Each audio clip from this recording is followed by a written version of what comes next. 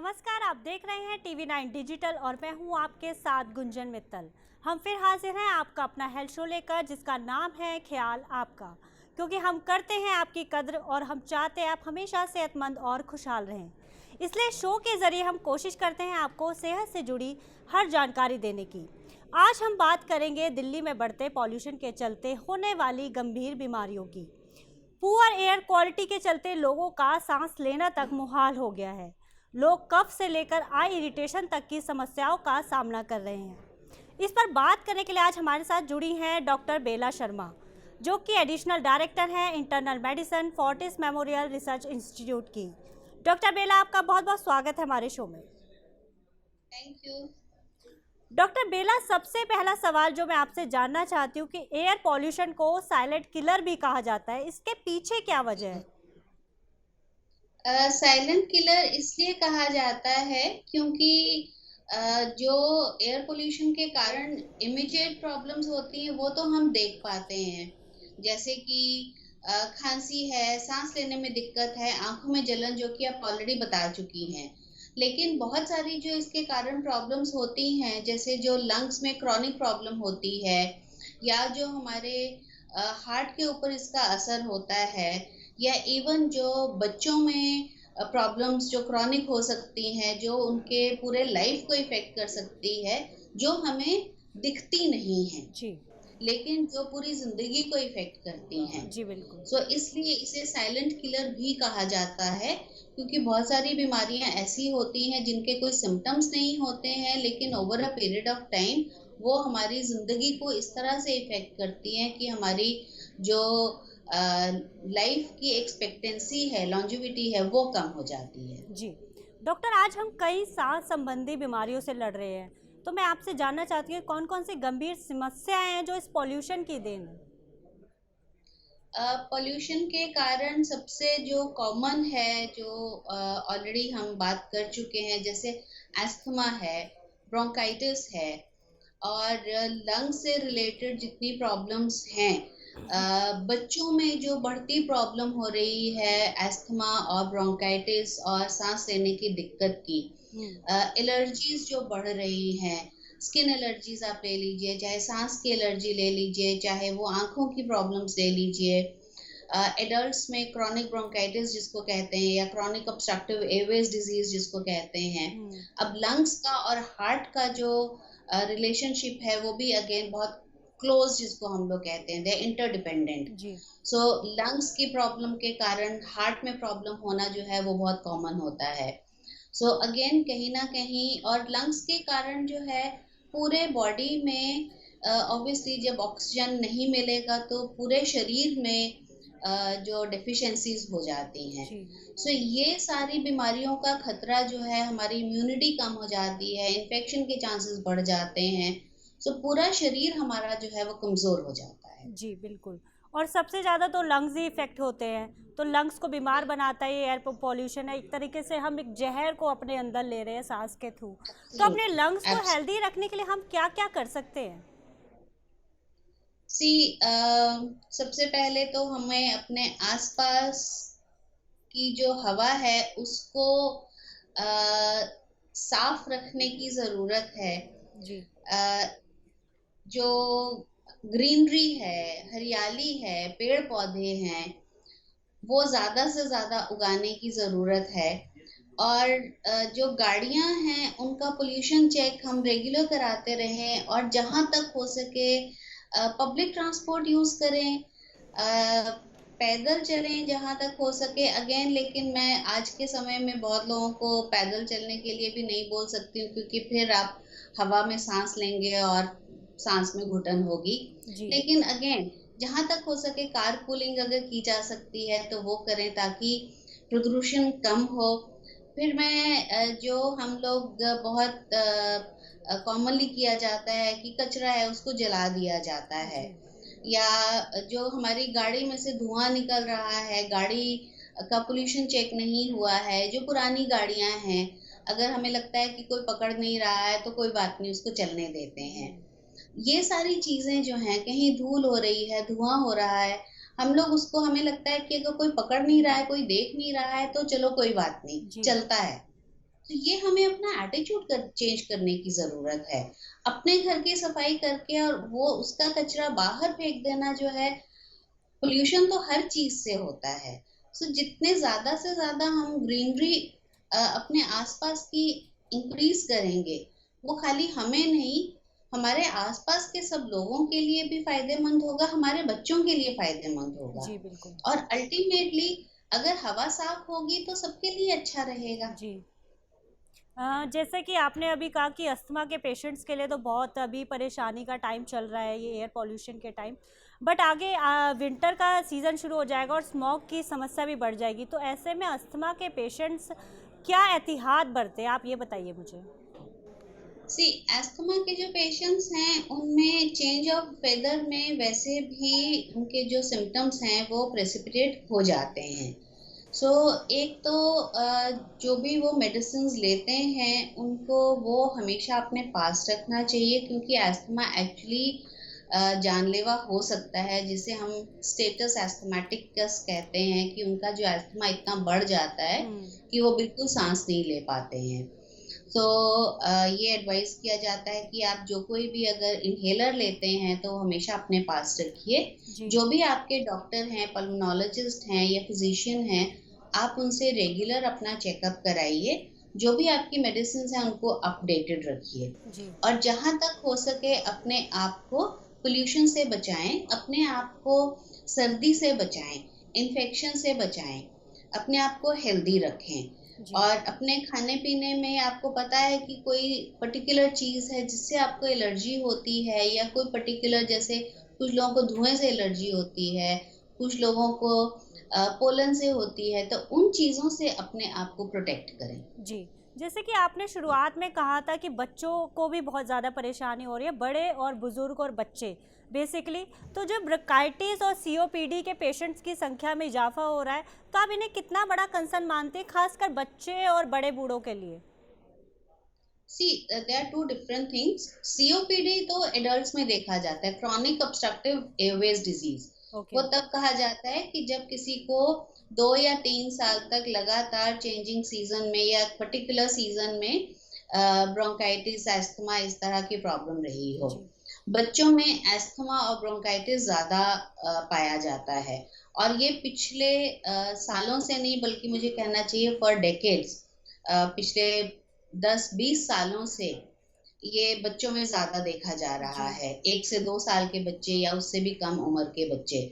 तो of course इतने छोटे बच्चे जो अभी ग्रोइंग एज में हैं, जिनके ऑर्गन्स अभी बन रहे हैं, जिनके अभी ऑर्गन्स का विकास हो रहा है, जिनके लंग्स हैं, हार्ट है, ब्रेन है जो बन रहा है, उसमें अगर बार बार एस्थमा की प्रॉब्लम हो रही है, ब्रोंकाइटिस हो रहा है, इन्फेक्शन हो रहा है, उसके साथ साथ कहीं हो सकता है निमोनिया की भी प्रॉब्लम हो जाती है, जिसमें उनको बहुत हाई एंडेड एंटीबायोटिक्स देने पड़ते हैं। तो उसके साथ कहीं ना कहीं उनके साइड इफेक्ट्स होते हैं बच्चों में, जो ओवरऑल बॉडी का ग्रोथ है, उनके ब्रेन का ग्रोथ है, उनके माइंड का ग्रोथ है, उसको इफेक्ट करता है। जी। जो कि जैसे मैंने पहले ही बताया था, उनकी ओवरऑल जिंदगी को इम्पैक्ट करता है। सो बच्चों में ये सारी बीमारियां जो हैं, ये बहुत ज्यादा सीरियस कंसर्न की बात है। ओके। और वैसे ही जो एल्डरली हैं, जो इवन आई वुड से 50-60 में जो हैं, अब जो डायबिटिक्स हैं, जो हाइपरटेंसिव्स हैं, जिनको ऑलरेडी हार्ट का प्रॉब्लम है, उनमें ब्रीदिंग प्रॉब्लम्स जो हैं, उसमें इन्फेक्शन के चांसेस जब बढ़ जाते हैं, तो नेचुरली रिस्क जो है वो बढ़ जाता है। ओके। डॉक्टर ये भी बताइए कि सांस संबंधी बीमारियों के अलावा आइज़ और हार्ट को कैसे इफेक्ट कर रहा है पॉल्यूशन, जैसे कि आपने कहा कि दिल का सीधा लंग्स के साथ संबंध है। दूसरा, आजकल हम बच्चों बिल्कुल, में आइज़ इरिटेशन की प्रॉब्लम बहुत ज़्यादा देख रहे हैं। बच्चों में भी और बड़ों में भी आईज में इरिटेशन, आंखों की लाली, आंखों से पानी आना, आंखों में खुजली होना, ये बहुत ज़्यादा कॉमन हो गया है। जी। इनफैक्ट जो हमारे पास पेशेंट्स आते हैं, मैं प्रिवेंटिव हेल्थ केयर में हूँ, सो मेरे पास जो पेशेंट्स आते हैं, मोर देन 90% उनका ये कंप्लेंट होता है कि हर समय आंखों में जलन होती रहती है। सो ये बिकॉज आंखें हमारी एक्सपोज रहती हैं हर समय। सो आंखों में जलन बहुत कॉमन है, ये प्रदूषण के कारण है, जो जी। एक्सपोजर के कारण है। हम्म। और अगर लगातार आंखें हमारी इरिटेट होती रहती हैं, तो जो हमारा कॉर्निया है, जो से आंख का जो पारदर्शी आगे एक फिल्म होती है, उसके डैमेज होने के चांसेस बढ़ जाते हैं। ओके। और दूसरा जो हम हार्ट की प्रॉब्लम कह रहे हैं, जैसे कि जो लंग्स हैं वो हमारे खून को साफ करके ऑक्सीजनेट करके हार्ट तक पहुंचाते हैं, और हार्ट से वो सारा खून जो है पूरे बॉडी में दौरान किया जाता है। अगर लंग्स में वो ब्लड ठीक से क्लीन नहीं हो रहा है, या लंग्स में हमारे प्रदूषण जा रहा है, या वो जो टॉक्सिक प्रोडक्ट्स हैं जो हवा में हैं वो जा रहे हैं, तो वो हार्ट के थ्रू सारे शरीर में भी जा रहे हैं, और वही सारे प्रोडक्ट्स जो हैं हमारे हार्ट को भी डैमेज कर रहे हैं। और अगर लंग्स से के थ्रू हार्ट में वो साफ खून नहीं जा रहा है, तो हार्ट को ज्यादा काम करना पड़ता है, विच मीन्स कि हार्ट के ऊपर भी स्ट्रेस बढ़ रहा है। सो हार्ट के ऊपर जब स्ट्रेस बढ़ेगा तो ऑब्वियसली ब्लड प्रेशर बढ़ने के चांसेस ज्यादा हो जाएंगे, हार्ट प्रॉब्लम्स के चांसेस बढ़ जाते हैं। ओके। तो मैं अभी एक आर्टिकल पढ़ रही थी, उसमें ये था कि क्या पॉल्यूशन बढ़ने के साथ कोरोना का खतरा भी बढ़ सकता है, ये कहाँ तक सत्य है? पोल्यूशन के कारण जो है वो आपके लंग्स के डैमेज के चांसेस बढ़ जाते हैं। नॉट ओनली लंग्स, जो पूरा ही हमारा रेस्पिरेटरी सिस्टम है, starting from the nose, mouth, your trachea to the lungs, ये सारा सिस्टम जो है ये डैमेज होता है। नॉट ओनली कोरोना, जितने भी रेस्पिरेटरी इन्फेक्शंस हैं, चाहे वो हम इन्फ्लुएंजा ले लें, चाहे हम निमोनिया ले लें, चाहे हम वो कोई भी और जैसे बर्ड फ्लू था या स्वाइन फ्लू था, या कोई भी लंग के इन्फेक्शंस हैं, वो बढ़ जाते हैं। कोविड, क्योंकि अभी हम कोविड की सेकेंड वेव से निकले हैं और थर्ड वेव का सोटू से उसकी हम लोग डर में हैं कि शायद थर्ड वेव के चांसेस हैं, तो हम लोग ज्यादा उसके बारे में सोच रहे हैं। बट हर तरह के जो रेस्पिरेटरी इन्फेक्शंस हैं उसके चांसेस बढ़ जाते हैं जब पोल्यूशन हवा में होता है। ओके डॉक्टर, ये जो मास्क है वो हमें कोरोना से तो बचा ही रहा है, तो क्या ये हमें पॉल्यूशन से बचाने में मदद करेगा, और किस तरह का मास्क हमें लगाना चाहिए? बेस्ट इज N95 मास्क, जो कि हमें पोल्यूशन से भी बचाता है और कोविड से तो बचाता ही है।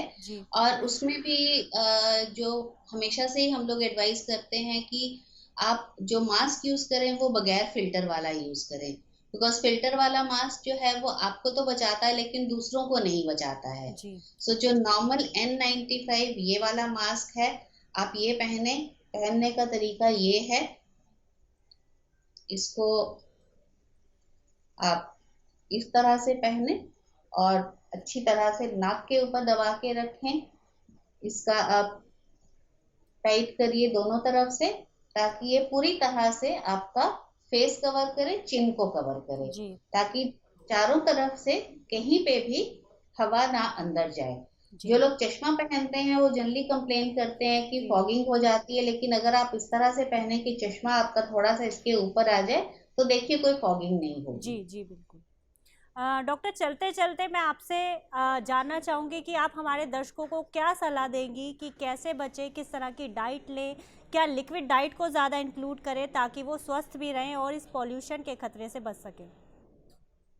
डाइट, कोई भी स्पेसिफिक डाइट जो है वो आपको इससे प्रोटेक्ट नहीं करेगी। हेल्दी डाइट, जो नॉर्मल हमारे घरों में खाना बनता है, हिंदुस्तानी खाना जो है वो बहुत हेल्दी माना जाता है, बैलेंस्ड माना जाता है। लिक्विड ऑफ कोर्स मैं सबको एडवाइस करती हूँ कि 3 से 4 लीटर तक का पानी हर रोज हमें लेना जरूरी है। नॉर्मल जो घर का खाना होता है जिसमें हमारे दाल, सब्जी, रोटी, सैलेड, ये सारा कुछ आता है, ये सारा आप डेली अपने खाने में लें। नॉर्मल नमक खाएं। ये अगेन मैं सबको एडवाइस करती हूँ कि ये जितना लो सोडियम सॉल्ट वगैरह है ये आपके लिए हार्मफुल है, ये सब आप ना लें। और लिक्विड डाइट जो स्पेसिफिकली एडवाइस किया जाता है उसका कोई बहुत ज़्यादा ऐसा यूजफुल नहीं है। हाँ, खाने में आपको पानी की ज़रूरत होती है। So like I said 3 to 4 litres of water every day.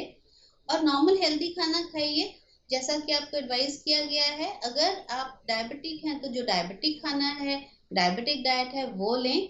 और अपने आसपास सफाई रखें, ग्रीनरी रखें। ये सारी चीजें अगर आप मेंटेन रखेंगे, ताकि खाली आपके घर में ही नहीं, आपके आसपास भी पोल्यूशन जो है वो ना हो। जी और जैसा सब लोग बताते जा रहे हैं कि पेड़ उगाइए, जी गाड़ियों का कम इस्तेमाल करिए, कार पूलिंग करिए, पब्लिक ट्रांसपोर्ट यूज करिए। जहां पे अगर आप पैदल जा सकते हैं तो पैदल जाइए, गाड़ी ना इस्तेमाल करिए, क्रॉप बर्निंग्स ना करिए, कचरा ना जलाएं। जी जी। डॉक्टर बेला, आपका बहुत बहुत शुक्रिया हमारे साथ जुड़ने के लिए और हमारे तमाम सवालों के जवाब देने के लिए। Thank you so much doctor Bela. And thank you Gunjan. आपके थ्रू ये सारी चीजें अगर नॉर्मल पब्लिक को पहुंचती हैं जी तो I would be very very grateful to you. Thank you thank so you much so doctor. Much. तो जैसा कि डॉक्टर ने भी बताया कि पॉल्यूशन से बचने के लिए एक तो बाहर कम निकलें, ज़रूरी होने पर ही बाहर निकलें और हमेशा मास्क पहनकर ही बाहर जाएं, क्योंकि ये आपको कोरोना से तो बचाएगा ही साथ पॉल्यूशन से भी बचाएगा। आज के लिए बस इतना ही, हमें दीजिए इजाज़त। हम कल फिर हाजिर होंगे एक नए विषय के साथ, एक नए गेस्ट के साथ। तब तक आप देखते रहिए TV9 डिजिटल। चलते चलते हम आपको बताना चाहते हैं TV9 डिजिटल के न्यू इनिशिएटिव TV9 वैन के बारे में। आखिर क्या है इनिशिएटिव, आइए देखते हैं इस वीडियो में। Today, doctors are busier than ever providing care and advice to patients. And the reality is that an average patient now spends much more time in the waiting room than in the doctor's chamber. With such a captive audience, it's time to put their wait time to good use. Introducing TV9 Waiting Area Network that provides premium patient engagement experience through engaging and informative videos. These videos are created keeping in mind an Indian patient seeking medical attention. TV9 Waiting Area Network provides a perfect platform for educating the patients on everything a doctor's practice has to offer while elevating the doctor's brand at the same time. As a doctor, all you need is to have Wi-Fi at your clinic and we'll take care of the rest. We provide you with a TV, a media player, your clinic profile, and a playlist customized as per your practice. Combine all this with the regular news updates from TV9 and you have an awesome branding and marketing tool for your clinic. Write to us at van@tv9.com and we'll get in touch with you to set up our solution at your premises.